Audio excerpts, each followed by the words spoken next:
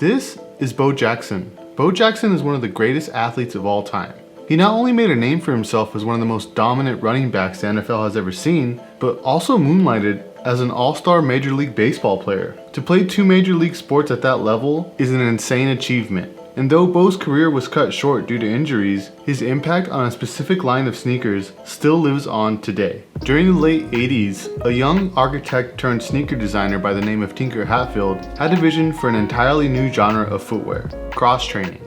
Inspired by his own gym routine, Tinker Hatfield grew frustrated with having to carry around a duffel bag with multiple pairs of shoes to fulfill his needs. He needed a shoe fit for running, a shoe fit for playing basketball, special shoes for squatting, and well, you get the point. To solve this problem, Tinker sketched out the iconic sneaker that we know today as the Nike Air Trainer 1. One of the main ideas for the Air Trainer 1 was the lateral out trigger, which added support and stability for lateral movement, which is something you don't see in running shoes because you're just going forward, you're not moving side to side like in other sports. The most iconic feature of the Air Trainer 1 is the strap, which adds additional support while also creating a signature look. It launched during a pivotal time in the brand's history when they were releasing the Air Max 1 and exposing Nike Air for the first time. The Air Trainer 1 was received well by the public, but even more so with pro athletes. Tennis stars like Andre Agassi and John McEnroe favored the shoe thanks to its lateral support system. One of our laboratory guys went down to talk to John McEnroe. He had a foot problem and he was having some trouble with our tennis shoes at the time. So our lab guys took a pair of Air Trainers, with him.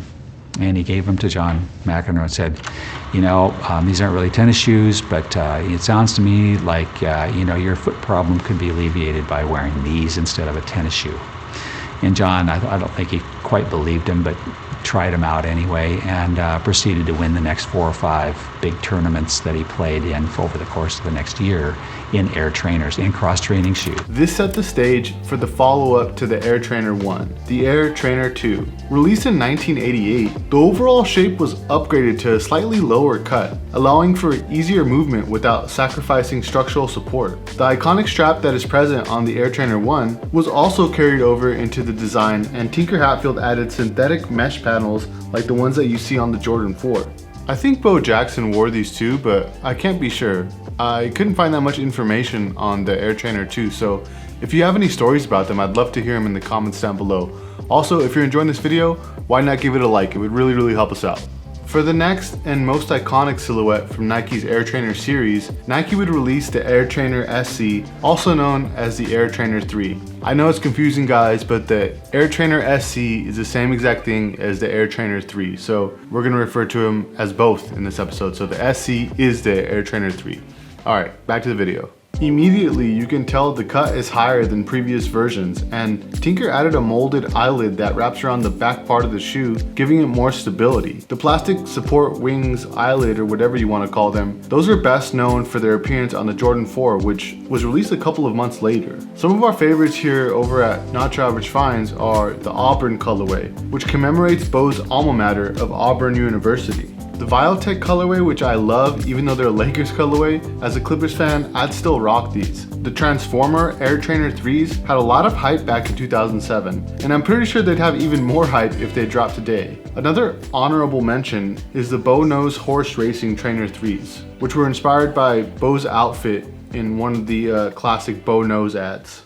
Before we move on to more important Air Trainer 3 colorways, let's talk about Bo Jackson himself, who was a freak of nature. Contrary to the belief of some, Bo Jackson's early life was not reflective of the bright future ahead of him. From an early age, he had a tendency to pick fights with the local kids on the block, and this carried into his teen years, but sports later became the outlet to exhaust the endless amounts of energy he had. So much so that he later earned the nickname the Wild Boar. Being a 3-sport athlete, football, baseball, and track, was no easy feat, but for the likes of Bo, nothing was going to stand in his way of absolute domination on the playing field. He set new school records in all sports and added countless titles to his resume. And as time passed, his athletic career took off and the nickname Wild Boar later became Bo, short for Boar. His real name was a lot less cool, Vincent. I think it's safe to say that Bo Jackson was the perfect athlete to co-sign Nike's Air Trainer line because he was and still is one of the greatest multi-sport athletes of all time. The Air Trainer SC was released in 3 original colorways: white, gray, and collegiate blue, midnight navy, university red, and white, and then the most famous of them all, the medicine ball colorway. This colorway was inspired by a staple in Bo Jackson's workout routine, the medicine ball. The colorway has been applied to other official Nike releases like these LeBron 16s or these Dunk Highs. They even threw it on a pair of Huarache trainers. The sneaker was also featured on the feet of Mookie, the main character in Spike Lee's 1989 classic, Do the Right Thing. These are definitely the most iconic Nike Air Trainer SCs. Can't wait to cop a pair myself.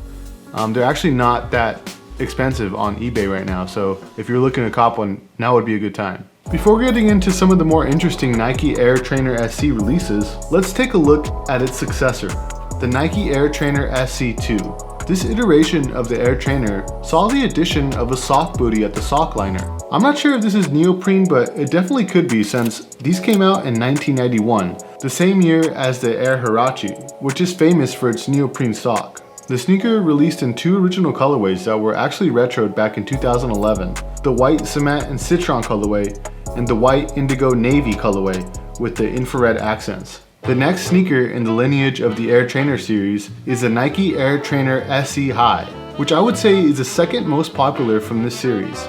This Air Trainer sneaker is a big departure from the previous models. Right away you'll notice that the silhouette does not feature the strap. The sneaker features a perforated leather upper for breathability and a nubuck constructed counter that adds greater ankle support. Some of the most sought after colorways include the neon, auburn, and the Raiders colorway. The Raiders version was actually super popular, seeing that it had the same color scheme as the team's extremely popular 80s and 90s apparel. This video is sponsored by Hefe Lux. More than 8 years have passed since boost return technology hit the market, and let's be real guys, it's one of the most comfortable, if not the most comfortable, cushioning technology available today. We all know quality control has been an issue for some brands lately, and along with QC going down, most modern releases come with a default flimsy insole. If you're anything like me, comfortability is the deal breaker when it comes to the sneakers I want to wear for the day. No matter how dope a sneaker is in my collection, I'll literally avoid wearing it if it's not comfortable. That was of course before I tried Hefe Lux. Literally boost technology in any sneakers you own. Grab yourself a pair and cure yourself of the anxieties around wearing your uncomfortable Jordan 1s for long periods at a time. Go to HefeLux.com and don't forget to use the promo code NACHO at checkout for a 15% discount on us. Alright guys, back to the video. While Bo Jackson was at the apex of his career, Nike released the Air Trainer Max 91. They featured a removable instep cross strap, an Air Max unit in the heel, and a rubber outsole with a waffle pattern. And like the Nike Airflight Huarache of the same era, the Nike Air Trainer Max also had a cutout synthetic collar, giving it a unique look. Some would say that that was the last great Nike Air Trainer silhouette, but I actually quite like the more recent 2011 iteration of the Air Trainer, the Air Trainer 1.2. It featured Nike's then cutting-edge technologies like Nike Freerun and Flywire. And of course they gave the sneaker a medicine ball colorway. Why not? Alright, rewinding back to the Nike Air Trainer 3, it seems like Nike has big plans for the silhouette moving forward. One of the best sneakers of the year in my opinion is the Saquon Barkley Nike Air Trainer 3s. They kept the silhouette pretty close to the original, but decked it out with a dope colorway and some cool little features. The 2 black lines over the swoosh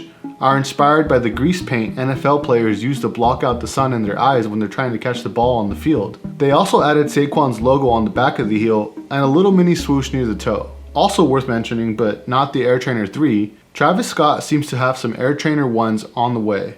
I can't wait to see what Nike does with these awesome retro trainers and who else are going to add to the roster to co-sign these. Could you imagine seeing a NachoAverageFinds and Nike Air Trainer 3? No, I'm just kidding. The day that happens is the day I stop making these videos.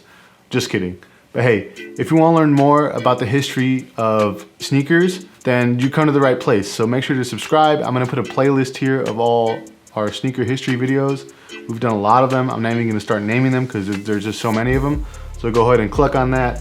And I hope you have a good binge session.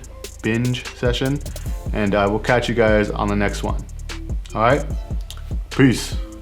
Have a good one.